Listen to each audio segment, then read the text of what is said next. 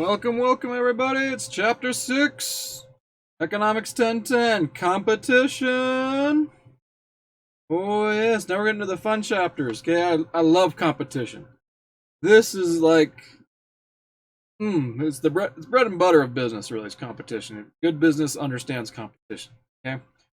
What are the main points we're going to look at today? Well, identify the unique characteristics of perfectly competitive firms and markets. Okay, so there might be people we call perfect competition. You may have heard that term before. Illustrate how total profits change as output expands. Interesting. Describe how the profit maximizing rate of output is found. So people gotta figure out how to make the most of their money. Okay. Recite the determinants of competitive market supply. Explain why profits get eliminated in competitive markets. Okay, so we're going to be looking at a lot about market structures, how people compete, what type of products allow them to be in that sort of structure mode. Let's move forward. Okay. The goal of this chapter is to examine how supply decisions are made in competitive markets. Okay. Market structure. So let's get some vocab down. Is the number and relative size of firms in an industry. Okay, so remember it's the number and relative size of firms in the industry. Okay, so if there's a lot of firms in the industry and only one has really dominance, it's going to change the market structure. Okay, if there's just a few firms in the industry and they kind of split power, that will also change the market structure. So market structure in general, we're going to be looking at two things. Again, the number of people in the industry and the relative size of the people in the industry. Because sometimes you get an industry that says a lot of people in it, but maybe there's only like 1, 2, or 3 key players. That's going to change things. Okay, firms fall along a spectrum of competition. So it's a spectrum. Okay, let's take a look at the spectrum. Imperfect competition is everything in the middle. So we go to have perfect competition, where we have so many suppliers out there and people are really working hard, and there's not very many people who just have a huge grip on the market because the market's huge. Okay, and then we go to this imperfect competition where all of a sudden there's less people in the market. People start to get market power. Okay, each individual firm starts to gain more market power. You have control over your own brand, and you go from monopolistic competition, which is where you just basically have control over your brand, to an oligopoly, where there's just a few key players who have lots of control. Duopoly, 2 people with real control. Monopoly, 1 company has complete control of that market. Okay, so we look at this as a spectrum. You got perfect competition here. It goes to monopolistic competition, to oligopoly, duopoly, monopoly. Okay. The number of firms, relative size of firms, type of product, and market power are important in determining its spectrum. Okay, so with perfect competition, the first thing you need to remember is this: perfect competition, lots of firms, and no one really has market power. Okay, also type of product. Guess what product you're probably going to be doing in perfect competition? In order to be perfectly competitive, you have to have a product that's indistinguishable from other people's products. So potatoes. Okay. If you have a product that's like agriculture where they can't tell what mine is versus yours, there's not even brand associated with it, it's very easy to compete in that regard because people can't mark their territory with branding. When you go to monopolistic competition, you could have something that's simple, but you start adding brands to it. So for example, if you have your own brand of something and that stands out and makes it so you can charge a bit different, then you have your marketing, you have your loyalty there. That's monopolistic. You have control over your brand. Oligopoly, few key players. Okay, and then you keep going. As far as the products, though, in oligopoly, you'll see brands get stronger as you go. So monopolistic is where branding starts. Oligopoly, branding is very strong. Okay, duopoly, branding strong. Monopoly, it's as strong as you can get. Okay, because that's just it. That's the brand for the market. Power. Okay. If this is a spectrum, who do you think has the most power in their market? Well, now that you guys have already probably easily figured it out, it's a monopoly. Monopolies have the most power because they're not having to compete with anyone. Then duopoly, you're splitting that power. Oligopoly, okay, the power's in a couple different sections. Monopolistic, Okay, the power is very much segmented. People just have branding. That's about it. Perfect. There's no real power. In fact, you'll barely be able to change anything. Whether you enter or leave that competition in perfect competition, people might not even notice you. Okay. A perfectly competitive firm competes with many other firms in a perfectly competitive market. Okay.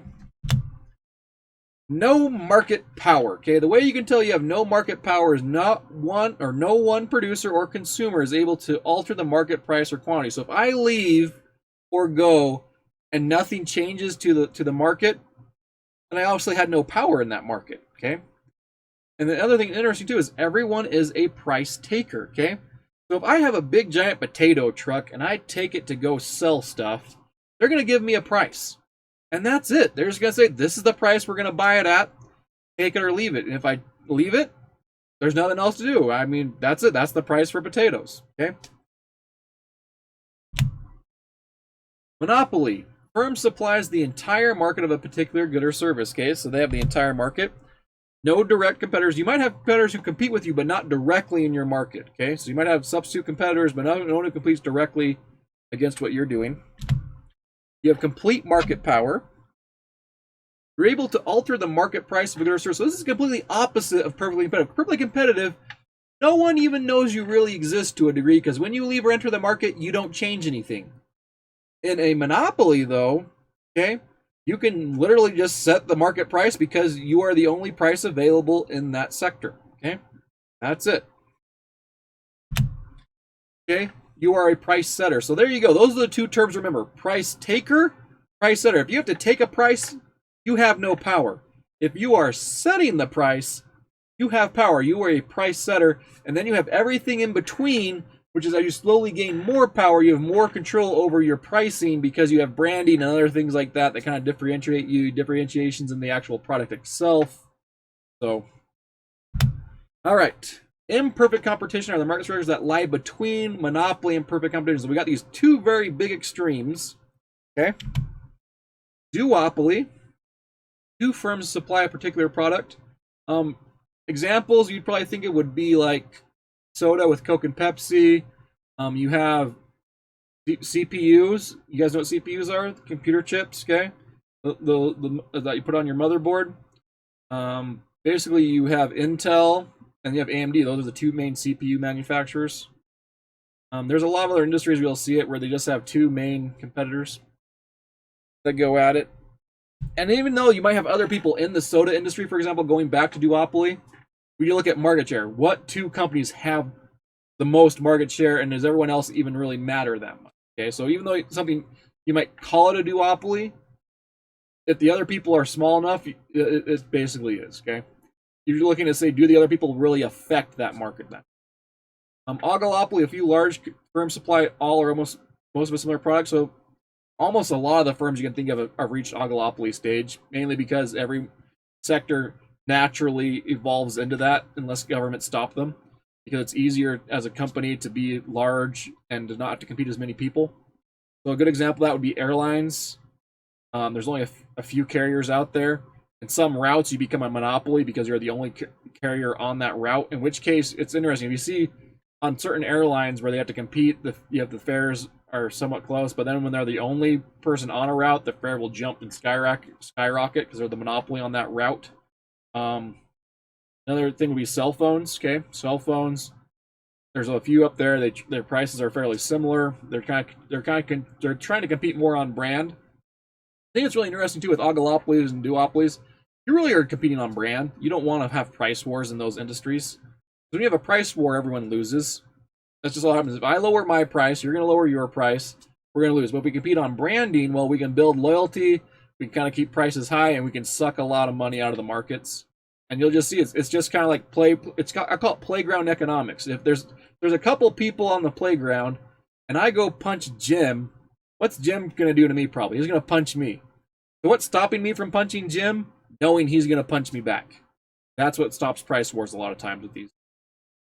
I mean, they'll still have differences in price, but I mean, they're not going to be severe.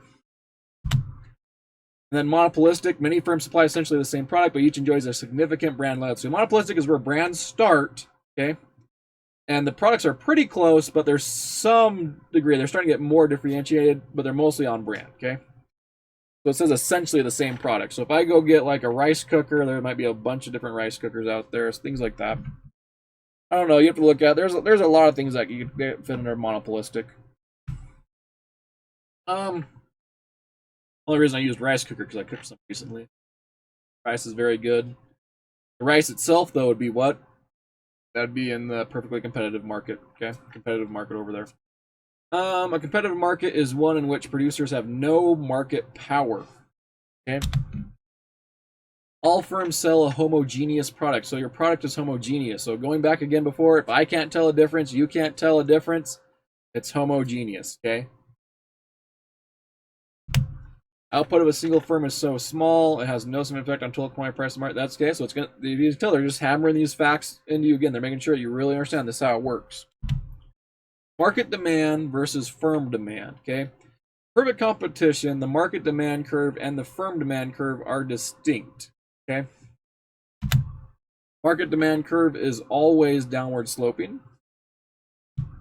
And the firm demand curve is always horizontal, okay?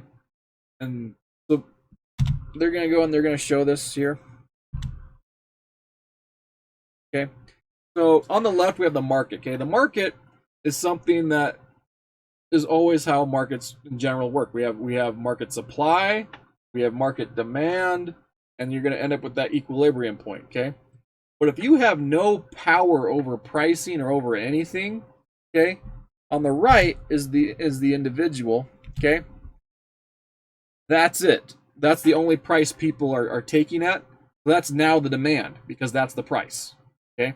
Because you're so insignificant, that equilibrium as far as the large market is only price you get to make a decision. You have a yes-no decision. That's why it's horizontal. It's yes-no for that price as far as if it's worth it to me to produce, okay?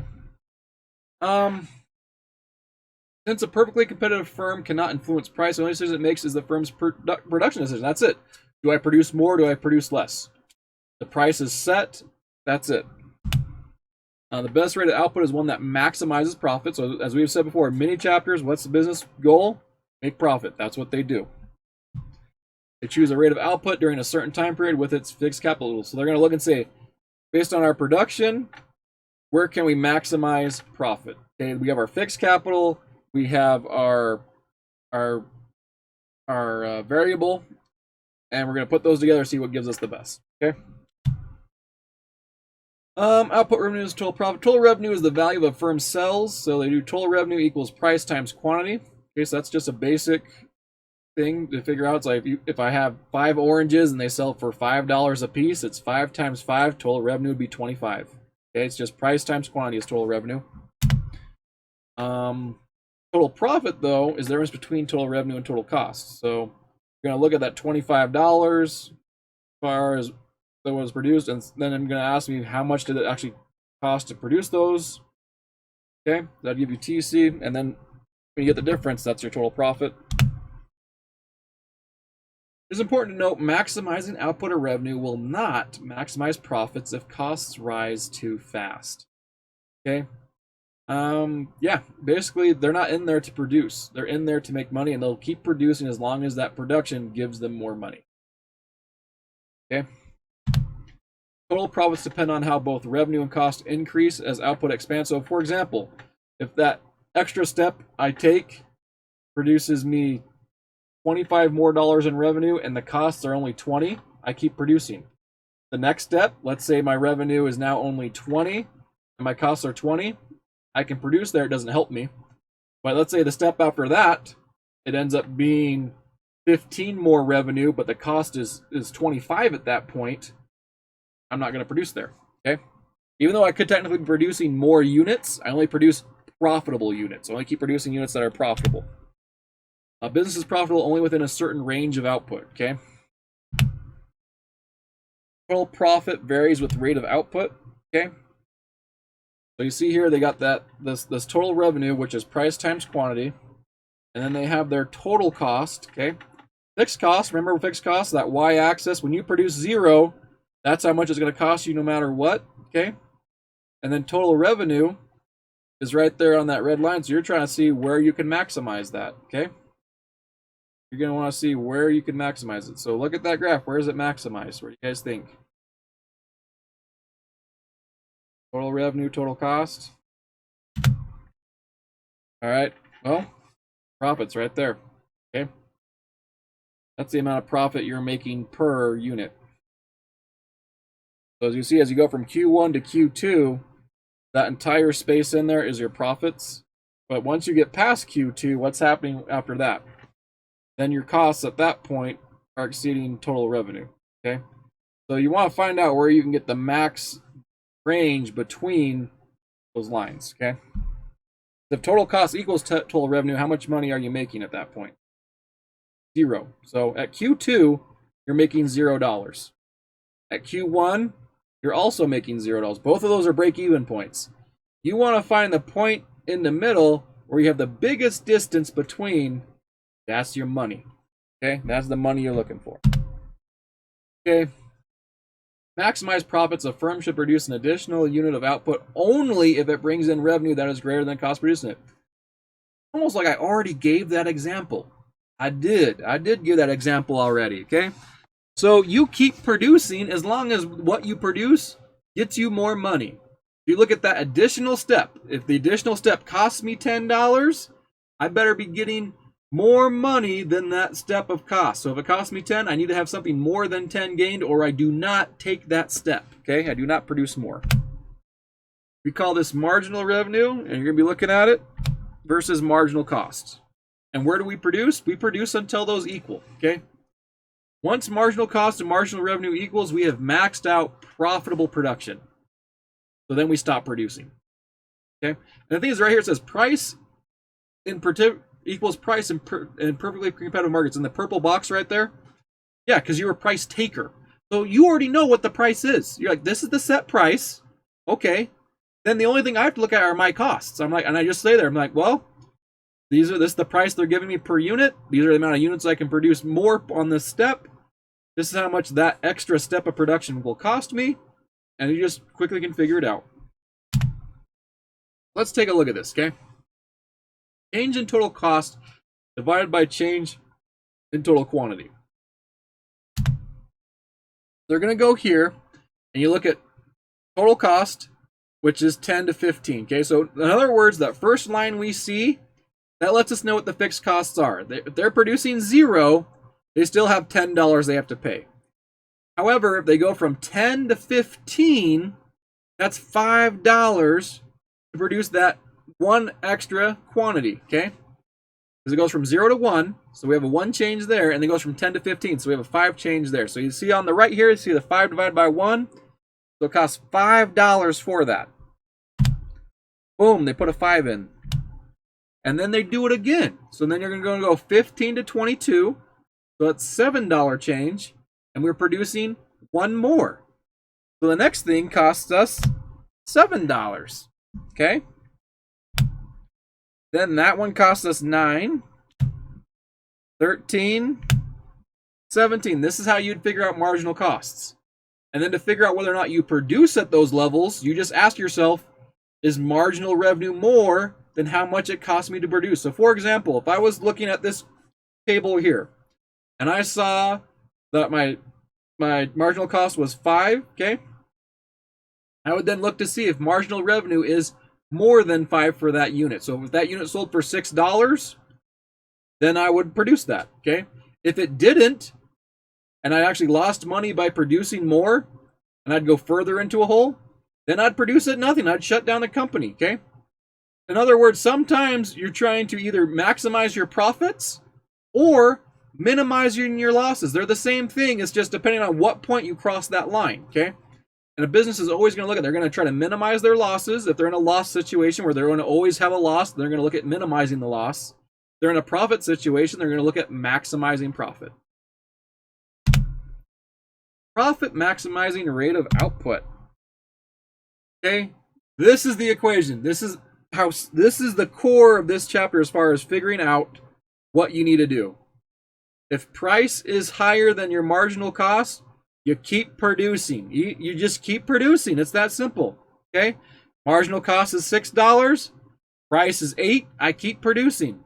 If marginal cost is $7 and price is still $8, I keep producing. If marginal cost is $7.50 and the price is $8, I keep producing. But once they equal, I no longer have a need to produce. And once it switches and marginal cost is more than price, I definitely do not want to produce. Okay. So maintain. Price equals MC. You maintain. That's where you go all the way up to there and stop. Okay. This is where you need to stop. This is where your additional units you are creating are causing you to be less profitable, and you decrease. And the reason why this works out so well in a perfect competition market, you know exactly what the price is. Okay, that's the price. You don't affect it. All you have to do is say, is the price more, less than, or equal to MC? And based on that, you do what's on the right. That simple. Okay. Because you don't have control of it in a perfectly competitive market. Remember, this does change when you get to a monopoly. The monopolies are priced there, so it's a bit of a change. But in this market, this is what you're going to keep doing. Okay. Produce additional output. Okay. Marginal revenue more than or equal to marginal cost. So here we go. I'm not going to tell you anything. I want you to look at this graph. Figure out how much we should produce. This is your little quiz, basically. You can figure this out. You're a pretty good economist. Where should we produce on this graph? Okay. This is short run. I want to know how much I should produce today. How much should I increase my total costs by? Okay, because I'm increasing my variable costs. Well, for those of you that noticed real quick, where's the total profit equal up? Well, at 3 and 4 is 8, and it's the same thing. And I think it's interesting, okay? You go from 3 to 4 because price and marginal cost are the same. There's nothing gained. There's nothing lost, but there's nothing gained, okay? If you produced at 3 or 4, you are maximizing total profit. Reasons you might want to produce more is market share. Okay, if you're having a company that can start getting into more branding and you're starting to move more towards monopolistic, okay, and you're thinking that somehow you can do that, then you'd produce more. Okay, but other than that, that's it.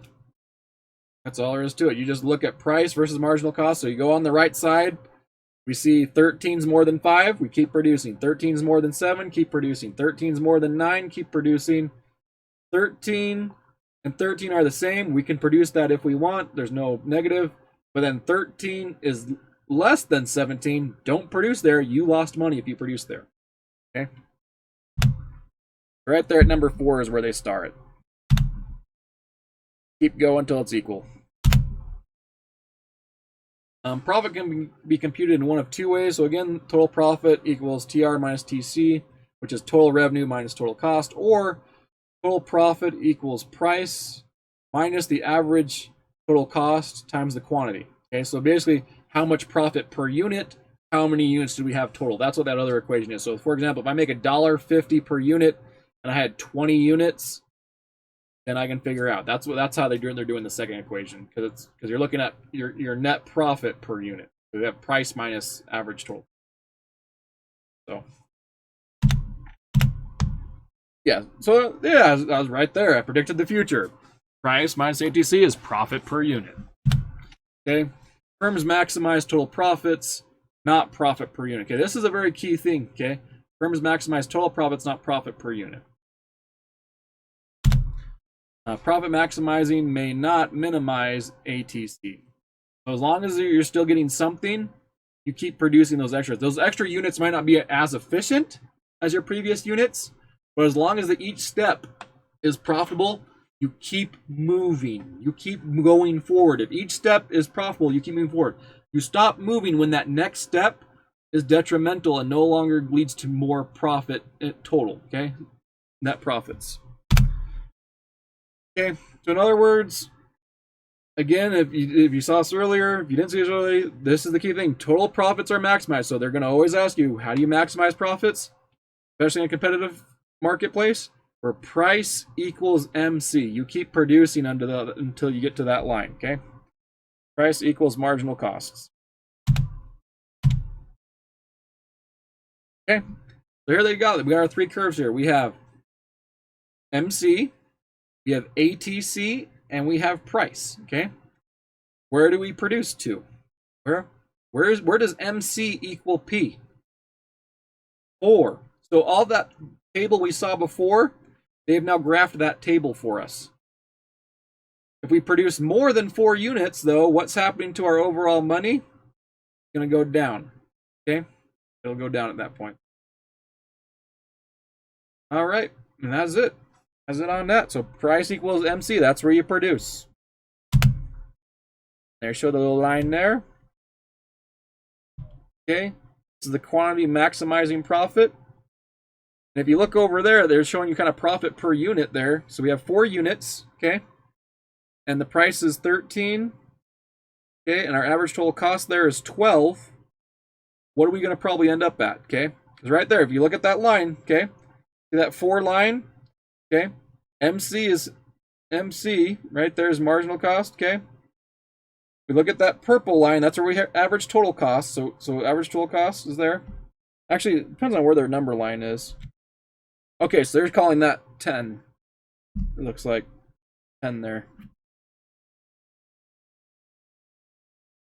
Oh no, 11. Okay, so 11 was the unit they were using, and then that line is 13. Okay, there we go. So in other words, because they're missing numbers, I was trying to guess, but you got the actual numbers on the graph. You're just gonna, that little yellow box, that's your profit right there. So it's $2 per unit, and there's 4 units. You're gonna end up with $8. Firms take the new price as given. Okay, firms always adjust until the MC equals price. Profit maximizing quantity moves along the marginal cost curve. Okay. Firm's short run supply curve is its marginal cost curve. Okay, yeah. Anything that alters marginal cost will change the supply behavior of a firm. Okay.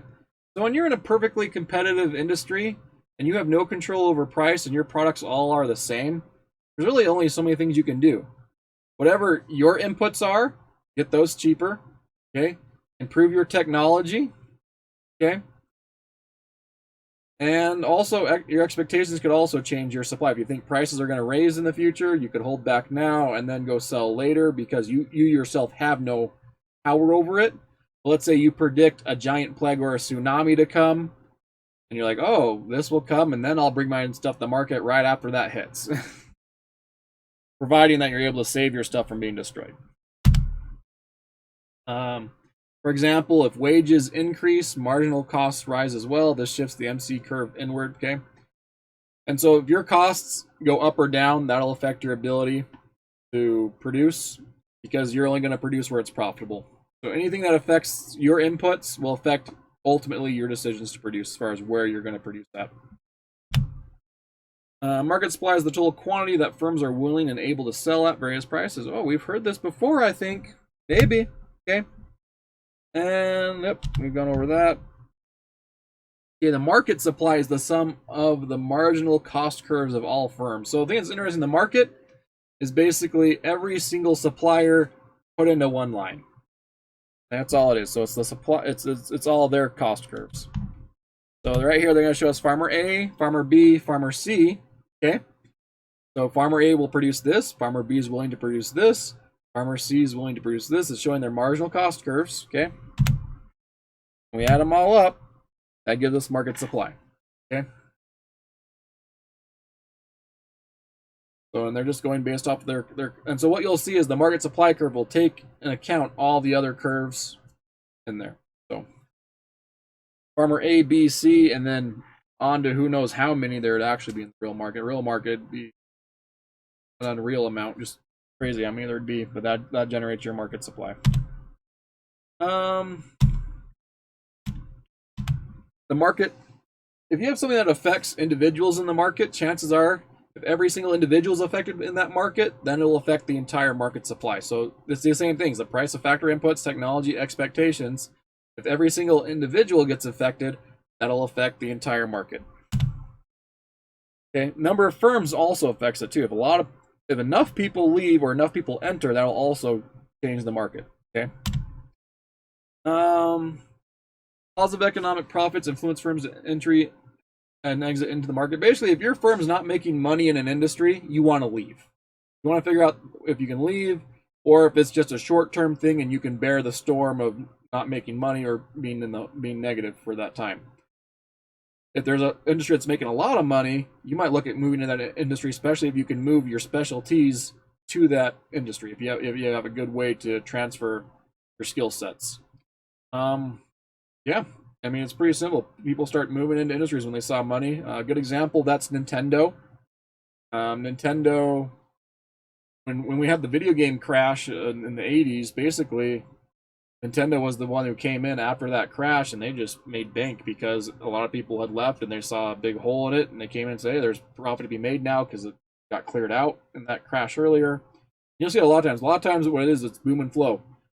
Industry booms, it crashes, people are forced to leave that market because everyone's moving simultaneously. More people leave than really should be leaving, and so it goes way below as far as what needs to be supplied because there's not very much supply there. If you enter in there, there's a lot of positive economic profit to be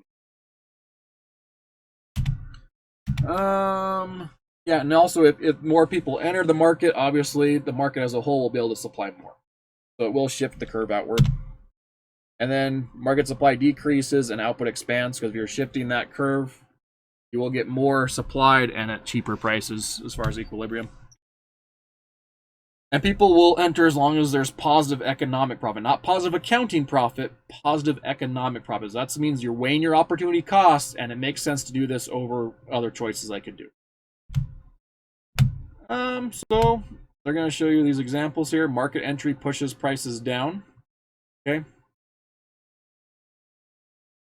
So see that S1 to S2? So it pushes the supply outward, and therefore we're producing more, and the price is cheaper. Okay. Reduces profits of competitive firms.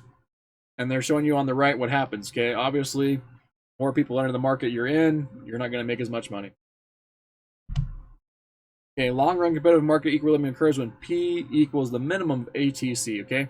Basically what they're saying, in the long run, economic profits are zero because people are going to keep moving in and moving out if they're seeing a advantage in opportunity cost, okay? And as people move in and out, hopefully at some point you get to where people kind of stabilize. And there's so many firms in that market and it's so saturated and it's an evolved market, it's stabilized. There's no more economic profits available to people. People aren't really leaving. They're not really exiting the industry. And you just kind of have it where basically where people's ATC is most efficient, that's where people are producing. Okay. So it says minimum ATC.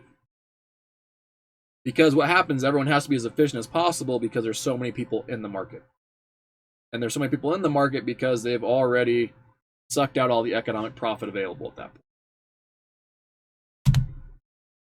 And they're showing what happens if you do with another person comes in. So if you have more people that come in, S2 to S3, you'd have more shifts going on. What are the things that symbolize and let us know if something is a competitive market? No significant barriers to entry, okay? Barrier to entry are things that stop you from coming into a market. So they could just be capital. You have X amount of capital get in there, or you can't get in there, okay? It could be legislation where they're just like, hey, we're only allowing these sort of people in there. You don't have the contracts in place with the cities or governments or the licensing. Okay. There's a lot of things that can stop you. So barrier to entry, as far as the way they look at it, are obstacles that make it difficult or impossible. So that's the thing that's interesting. It doesn't have to necessarily make it always impossible, but if it makes it difficult, we also consider that a barrier to entry. Okay. And it's to would-be producers to enter a market. Okay. Competitive markets, you have lots of firms, downward sloping demand, identical products, and overall low entry to barrier. It's not very hard to get into the market. If it was very hard to get into the market, then you'd see it move more towards the right. And oftentimes what happens too with markets that evolve, people that are already in the market don't want other people coming into it. And so they'll lobby, get legislator, also with their licensing and their technology, they figure out ways to keep other people from coming in. And also they just get so far ahead that it'd be hard for someone to make a large jump to competing in their market. Okay. And also, perfect information is another big thing too, as far as market characteristics. People know exactly what the prices are for potatoes, and they know what's being, and they can go look at other people's costs and everything and figure out whether or not it makes sense to go in. And of course, these are the other characteristics. You become a price taker for probably the billionth time. Set output where MC equals P. Zero economic profit in the long run. Just not going to get very much profit in the long run because anybody can really get in there. And so there's not going to be this barrier keeping people out, which is kind of artificially reducing supply, which would then give you elevated economic profit. Does competition help or hurt societal welfare? What do you guys think? We looked a lot at this competition. We've been looking at perfect competition for the most part. Well, first off, there's an unrelenting squeeze on prices, okay? Especially in that market where you're perfectly competitive, you're just trying to do one thing, and you're trying to cut costs because prices are constantly being squeezed, okay? Because you have to compete with what other people are offering at certain prices. And because of that, it's going to minimize costs. I mean, if you don't have power over the price as much, then you have to minimize costs to make more money. And in the end, there's zero economic profit, meaning people are just going to get what's called a normal profit, okay? They're not going to get an additional extra money or profit than would normally be in the market because they're working at high efficiency. Competitive process creates strong pressure on firms to pursue product and technological innovation to lower its cost. So basically, when you don't have the power to set prices like a monopoly, you got one other option: lower cost. And if you lower cost, you make more money. And so that's where the incentive is. And so overall, when people are able to lower their costs, that's the only way they're going to make money. Okay. So this is everything we've gone over. We identified the unique characteristics of perfectly competitive firms and markets. Okay. We illustrated how total profits change as output expands. We described how profit maximizing rate of output is found. Okay. So, and again, just price equals marginal cost. You keep producing up to that point when you're in a competitive market. We discussed the determinants of competitive market supply. Okay, so things that affect them as far as technology, new people entering the market, things like that. And how market supply is just every individual combined together. And we explained why profits get eliminated in competitive markets. So basically, overall, enough people move in and move out until a market stabilizes. When it stabilizes, there's no longer an incentive for people to move in or out. And so when people aren't really moving in or out of the market, we know we've kind of tapped the economic profit there. Because whenever you see lots of economic profit, you'll see a lot of people move into the industry. Good examples of that, people moving into industries, would be like the gold rush in 1949, the 49ers. Everyone was going to go into gold until finally, when they get sort of saturated, then people look for other places where there's lots of economic profit to be made. But that's it. You made it through. That's competition. And always remember, when you look at that line showing perfect competition, monopolistic, meaning these are little companies that want to become monopolies, to oligopolies, to duopolies, to monopolies. The power, low power here, high power there, and these companies and sectors are trying to become and move this direction. That's where you gain power and can hold on to a lot of economic profits. All right, everybody take care. That was competition. And next one will be on monopoly. So remember, we talked a lot about the left side. We'll be talking about monopolies a lot more on next time. Take care, everyone.